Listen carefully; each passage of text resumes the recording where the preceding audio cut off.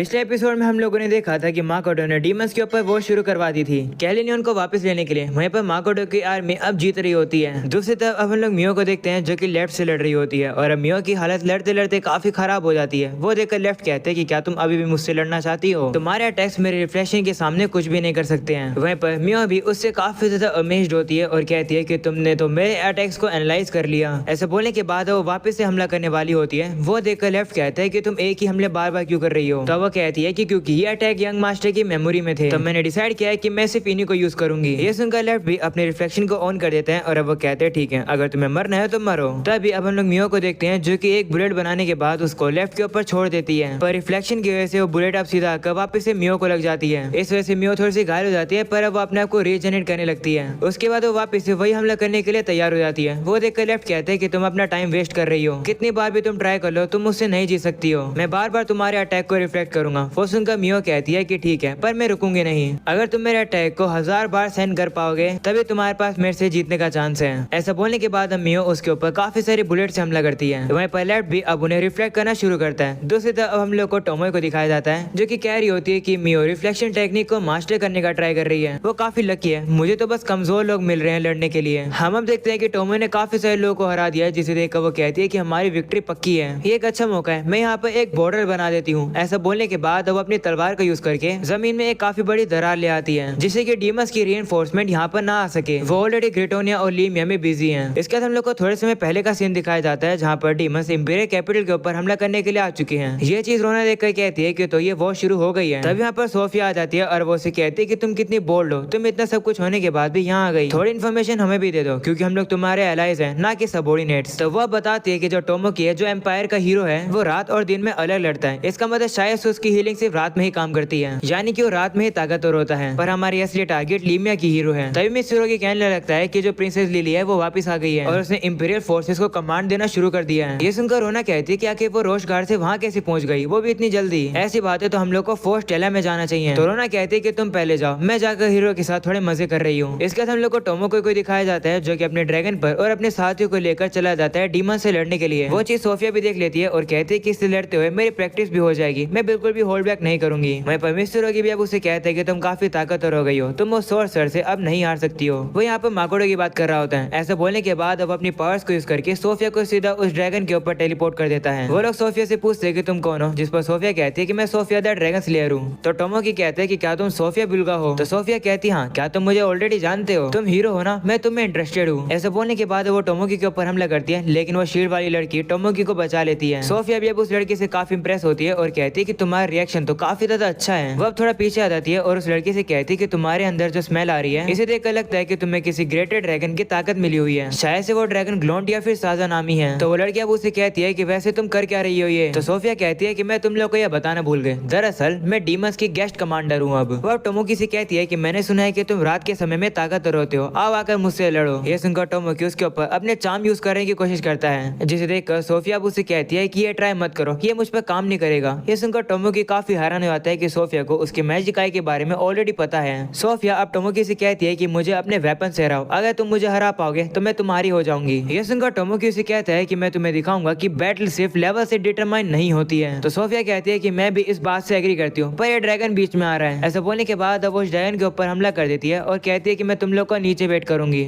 ऐसा बोलने के बाद अब वो तो वहाँ से चली जाती है, वहीं पर उन लोग का ड्रैगन अब नीचे गिर जाता है। तब वो लोग भी चलकर आगे आ जाते हैं जहाँ पर उन लोग को सोफिया मिलती है और अब उनसे कहती है कि अगर तुम हार जाओगे तो एम्पायर काफी बड़ी मुसीबत में आ जाएगा, इसलिए गुड लक। तो टोमोकी कहते हैं कि मैं एक हीरो हूँ जिससे गॉडेस की प्रोटेक्शन मिली हुई है, भले तुम ड्रैगन स्लेयर हो पर मुझे अंडर एस्टिमेट मत करो। तो सोफिया भी कहती है ठीक है, मेरी मदद करो ये चेक करने के लिए कि मेरी करंट स्ट्रेंथ कितनी है। ऐसा बोलते वो टोमोकी के ऊपर हमला कर देती है, पर अब टोमोकी की जगह वहाँ पर कीचड़ आ जाता है। वो देखकर टोमोकी के साथ ही कहती है कि तुम मेरे क्ले डॉल ट्रैप में फंस गई। वहीं हम देखते हैं कि टोमोकी तो उसके साइड में होता है। ये देखकर ये तो काफी कमाल की स्पेल थी। वहीं हम लोग देखते हैं कि वो अब उसी कीचड़ में फंसने लगती है। तब टोमोकी के साथ ही बताती है कि जिस कीचड़ में तुम फंस गई हो उससे बाहर निकलना मुश्किल है। वहीं पर सोफिया भी उससे कहती हाँ, तुमने इसे बनाने में काफी मेहनत तो करी है, चलो फिर भी देखते हैं कि तुम लोग मुझे मार पाओगे या फिर नहीं। सभी लोग अपना बेस्ट हमला करो। ये सुनकर सभी लोग अब तैयार हो जाते हैं और अपना सबसे स्ट्रॉन्गेस्ट अटैक करने लगते हैं। वो सभी लोग मिलकर सोफिया के ऊपर एक ही साथ हमला कर देते हैं, जिसकी वजह से वहाँ पर अब एक काफी बड़ा ब्लास्ट हो जाता है। वहीं पर टोमोकी और उसके साथियों ने तो एक बैरियर लगा लिया था, जिसकी वजह से वो लोग अफेक्ट नहीं होते हैं। टोमोकी वहीं पर यही कहने लगता है कि अगर सोफिया जिंदा बचती तो मैं उसे अपनी गर्लफ्रेंड बना लेता, पर वो मारे मारेगी। तभी अचानक से हम लोग देखते हैं कि सोफिया वहाँ पर से बाहर आ जाती है और उसे बिल्कुल भी चोट नहीं लगी होती है। वो उन लोगों से कहती है कि थोड़ा और ताकतवर हमला करो। ये देखने के बाद सभी लोग शॉक हो जाते हैं कि सोफिया अभी भी जिंदा है। वहीं सोफिया अब उन लोगों से कहने लगती है कि तुम्हारा अटैक खतरनाक तो था, पर वो अटैक इतना भी ज्यादा ताकतवर नहीं था जिससे कि एक लेक बन जाए। हीरो अब तुम्हारी बारी है, मुझे अपनी ताकत दिखाओ। ये सुनकर टोमोकी गुस्सा हो जाता है और वो उसके ऊपर हमला करने के लिए आ जाता है। दूसरी तरफ अब मित्सुरुगी ने भी सभी को हरा दिया है। वो अब कह रहा होता है कि एक बार मुझे सोफिया ने हराया था और फिर वो सोर्सर के अगेंस्ट में इंजर्ड हो गया था। तभी हम लोग देखते हैं कि मरे सोल्जर्स में से एक धुआं निकलकर सीधा उसके अंदर चला जाता है, जिसके वजह से अब वो और ज्यादा पावर अप हो जाता है और कहता है कि लगता है कि मुझे मेरी ग्रेटर ड्रैगन की पूरी पावर मिल चुकी है वापस से। वहीं दूसरे हम लोग सोफिया को देखते हैं जो कि काफी ज्यादा डिसअपॉइंटेड होती है क्योंकि उसने हीरो और उसके साथियों को काफी आराम से हरा दिया है। वो अब टोमोकी को लात मार के कहती है कि तुम एक हीरो हो, खड़े हो और मुझसे लड़ो। वो अब टोमोकी को और ज्यादा मारती है जिसकी वजह से अब उसकी हालत और ज्यादा खराब हो जाती है। पर अब वो खड़ा होता है और अपने आप ही हील होने लगता है। ये देखकर सोफिया कहती है कि तुम्हारी हीलिंग पावर तो उतनी पावरफुल है जितना मुझे बताया गया था। सोफिया अब टोमोकी से कहने लगती है कि मुझे अपनी हीरो वाली पावर दिखाओ। अभी भी तुमने मुझे अपनी पूरी पावर नहीं दिखाई है। कहीं ऐसा तो नहीं कि तुम्हें अपने दोस्तों की चिंता हो रही है कि गलती से तुम उन्हें हिट ना कर दो? क्या सबसे पहले मैं उन्हें मार दूं? ये सुनकर टोमोकी उसे कहता है कि अगर तुम उन्हें मार दोगी तो मैं तुम्हें अपनी पूरी पावर नहीं दिखाऊंगा। तुम अगर मेरी पूरी पावर देखना चाहती हो तो मेरे साथियों को इंपीरियल कैपिटल में सेफली भेज दो। तो सोफिया कहती है ठीक है। इसके बाद वो मित्सुरुगी को बुलाती है और कहती है कि इसके साथियों को इंपीरियल कैपिटल में भेज दो। वहीं पर मित्सुरुगी के उस फॉर्म को देखकर सोफिया उसे कहती है तो तुम्हारी स्ट्रेंथ वापस आ गई है? जिस पर वो भी कहते हैं हाँ। ऐसा बोलने के बाद वो टोमोकी के साथियों को इंपीरियल कैपिटल में भेज देता है। जिसके बाद सोफिया टोमोकी से कहती है कि अब मुझे अपनी पूरी पावर दिखाओ गॉडेस प्रोटेक्शन की। तो टोमोकी अब उसे कहता है कि जो मैं तुम्हें दिखाने वाला हूँ वो गॉडेस की प्रोटेक्शन नहीं है, ये तुम्हारी गलती है कि चीजें इस तरीके से हो गई है। ऐसा बोलने के बाद वो अपनी पावर्स का यूज करने लगता है। वह सोफिया से कहते कि तैयार हो जाओ, मैं तुम्हें हॉरंडस फ्लेम दिखाऊंगा जो कि इस दुनिया में किसी ने भी इमेजिन नहीं करी होगी। वहीं पर ये ताकत देखने के बाद सोफिया भी काफी ज्यादा एक्साइटेड हो जाती है। इसके बाद टोमोकी उस पावर को यूज कर देता है जिसकी वजह से वहाँ पर अब एक काफी बड़ा धमाका होता है। और अब अगले सीन में हम लोग देखते हैं कि उस धमाके की वजह से वहाँ पर एक काफी बड़ा गड्ढा हो जाता है। वहीं पर सोफिया तो सेफली उस जगह से बाहर आ जाती है। वहीं पर मित्सुरुगी कहने लगता है कि इस हीरो का ट्रम्प कार्ड तो कुछ कमाल का ही था। तो सोफिया भी कहती है हाँ, ये उस सोर्सर के यानी कि माकोटो के एरो से भी ज्यादा ब्रूटल था। एक हीरो से यही एक्सपेक्ट किया जा सकता है। एक रफ टेक्निक है जो कि कास्टी की लाइफ को कंज्यूम करती है, पर सिर्फ इतनी सी चीज की वजह से पावर इतनी खतरनाक नहीं थी। ये खतरनाक इसलिए थी क्योंकि इस ब्लास्ट की वजह से आसपास के लोग हैं वो भी किसी स्पेशल पॉइजन या फिर कर्स की वजह से अफेक्टेड हो जाते हैं। ये सुनकर मित्सुरुगी थोड़ा सा डर जाता है। तो सोफिया अब अपनी पावर को यूज करके उसे ठीक कर देती है और उसे कहती है कि तुम भी अफेक्टेड हो गए थे पर मैंने तुम्हें ठीक कर दिया। और जो हीरो है वो खुद इस चीज से अनअफेक्टेड है। ये ज्यादा हीरोइक पावर नहीं थी। चलो चलकर टेलीपैथी से रिकनेक्ट करते हैं। सोफिया वहाँ से जा रही होती है तभी वो मित्सुरुगी से कहती है कि हीरो को टच मत करना क्योंकि मैंने उसे अभी तक मारा नहीं है। ऐसा बोलने के बाद अब सोफिया रोना को कांटेक्ट करती है। तभी रोना भी कहती है कि मैंने एक माना के बड़े से ब्लास्ट को सेंस किया है। तो सोफिया उसे बताती है कि ऐसा इसलिए क्योंकि टोमोकी ने अपने ट्रम्प कार्ड को यूज किया। जो सुनकर रोना उसे कहती है कि क्या तुमने हीरो को मार दिया? तो सोफिया कहती है नहीं, वो भाग गया। ये सुनकर रोना कहती है ठीक है, अगर तुमने उससे उसका ट्रम्प कार्ड यूज करवा दिया तो ये अच्छी बात है। वैसे क्या तुम फर्स्ट टाइम में वापस आ सकती हो? तो सोफिया भी कहती है ठीक है, मैं वैसे भी थोड़ी सी थकी हुई हूँ, मुझे एक ब्रेक चाहिए। तभी अचानक से सोफिया अब माकोटो को वहाँ से आता हुआ सेंस करती है और अब मित्सुरुगी से भी कहती है कि तुमने वो चीज देखी ना। वहीं पर इस बात को रोना भी सुन लेती है और अब वो कहती है कि सोफिया थोड़ी सी जल्दबाजी में लग रही है, वो टेलीपैथिक लिंक को कट करना भूल गई। वहीं पर मित्सुरुगी सोफिया को बताता है कि वो माकोटो ही है और वो लीमिया के रॉयल कैपिटल की तरफ जा रहा है। तो सोफिया उससे कहती है कि तुम मुड़ सकते हो ना? जिस पर मित्सुरुगी कहते हैं हाँ, चलते हैं वहाँ पर और इसे खत्म करते हैं। वहीं सोफिया भी कहती है हाँ, आज मैं उसे मार दूंगी। वहीं पर ये सब कुछ सुनने के बाद रोना कह रही होती है कि मुझे लगा नहीं था